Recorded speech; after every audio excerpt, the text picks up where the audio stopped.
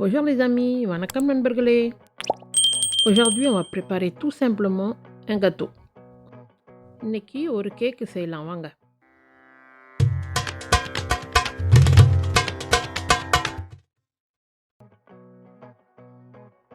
Pour faire ce gâteau, on aura besoin de 200 g de beurre légèrement fondu. இதுக்கு லேசா உருகுன வெண்ணெய் 200 g எடுத்துப்போம். On va prendre 400 g de farine, 400 g மைதா மாவு எடுத்துக்கோங்க. 2 cuillères à café de levure chimique, 2 teaspoons baking powder, sucre j'ai mis 400 g, சர்க்கரை 400 g போடுங்க. On va utiliser 4 œufs, 4 முட்டை யூஸ் பண்ண போகிறோம் இதுக்கு. Allez les amis, c'est parti, on va commencer à faire le gâteau. எல்லாம் ரெடியாக இருக்குது, இப்போ கேக் செய்ய ஆரம்பிக்கலாம். Je vais couper 200 g de beurre. Normalement, il faut utiliser 400 g de beurre. J'ai réduit à moitié, c'était suffisant. Donc, si vous voulez, vous mettez 400 g, mais moi, je mets que 200 g pour 400 g de farine et 400 g de sucre. இப்போது வெண்ணெயை கட் பண்ணி எடுக்கிறேன். இந்த ஃபுல் வெண்ணெயும் 250 g இருக்கும். 50 g தள்ளிட்டு 200 g எடுத்துருக்கிறேன். இந்த கேக்கு செய்கிறதுக்கு நீங்கள் 400 g யூஸ் பண்ணுனா வெண்ணெய், நான் வெறும் 200 g தான் யூஸ் பண்ணுறேன், குறைச்சிட்டேன். ஏன்னா 400 g சர்க்கரைக்கு 400 g மைதா மாவுக்கு 400 g வெண்ணெய் 4 முட்டை, அதான் கணக்கு இந்த கேக்குக்கு. ஆனால் நான் 200 g ஆக்கிட்டேன், அது போதுமானதாக இருந்தது. Je vais mettre ce beurre dans le micro-ondes à 1000 watts 30 secondes.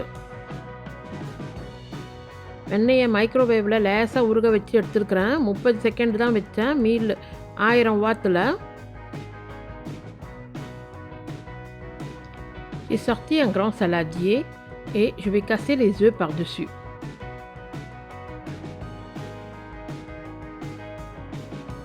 ஒரு பெரிய பவுல் எடுத்து அதில் முட்டையை உடைச்சி ஊற்றிடுங்க.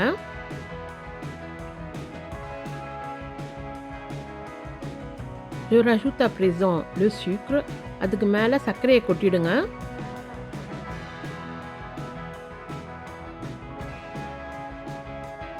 À l'aide de mon batteur électrique, je vais battre œufs et sucre ensemble afin d'avoir une texture bien mousseuse.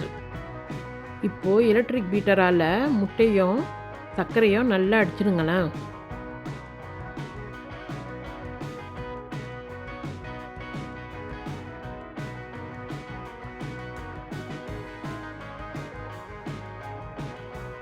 On va rajouter la levure. இப்போது அந்த பேக்கிங் பவுடரை அதில் போட்டுருங்க.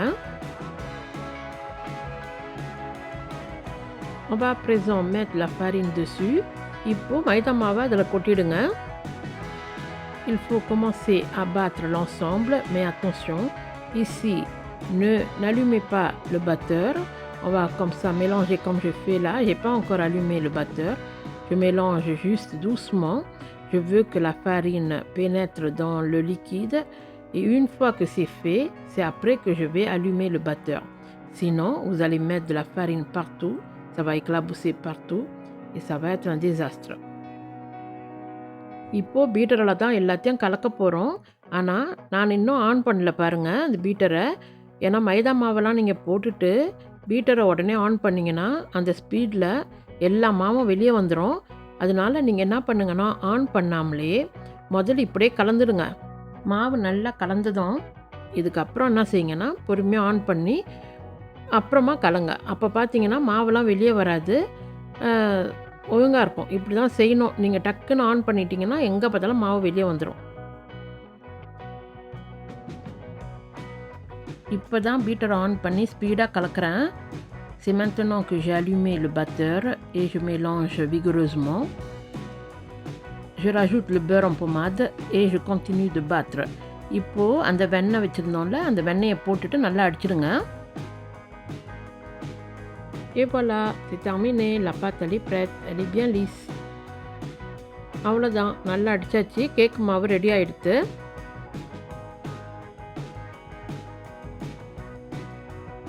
J'ai sorti un moule à gâteau. ஒரு கேக்கு செய்கிற பேன் எடுத்து வச்சுருக்கேன். J'avais déposé un papier sulfurisé au fond du moule.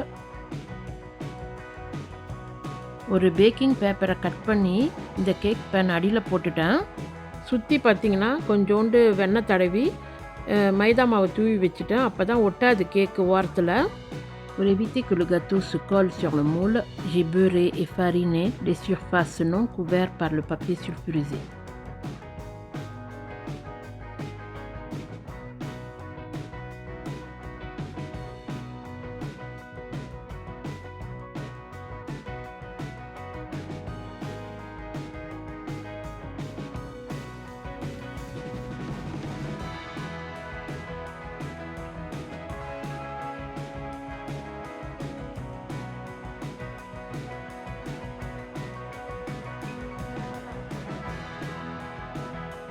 Ce gâteau va être sec, c'est pourquoi la pâte elle est assez épaisse. Vous avez vu, c'est un peu dur à poser.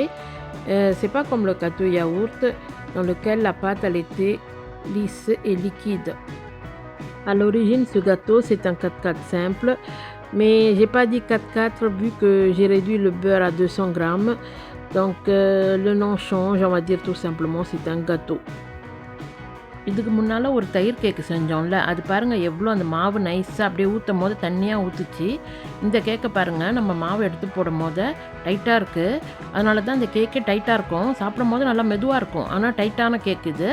இந்த கேக்கு பேர் காத்திரக்காரு. காத்திரனா 4, காருனா 4.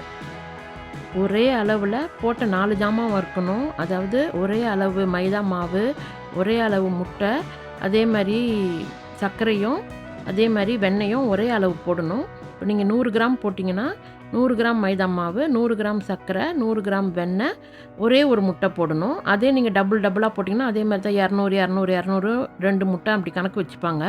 நான் வெண்ணெய் 200 கிராம் தான் போட்டேன், 400 கிராம் போடலை. அதுக்கு தான் நான் வந்து கார் சொல்லாமல் வெறும் கேக்குன்னே சொல்லிடுறேன்.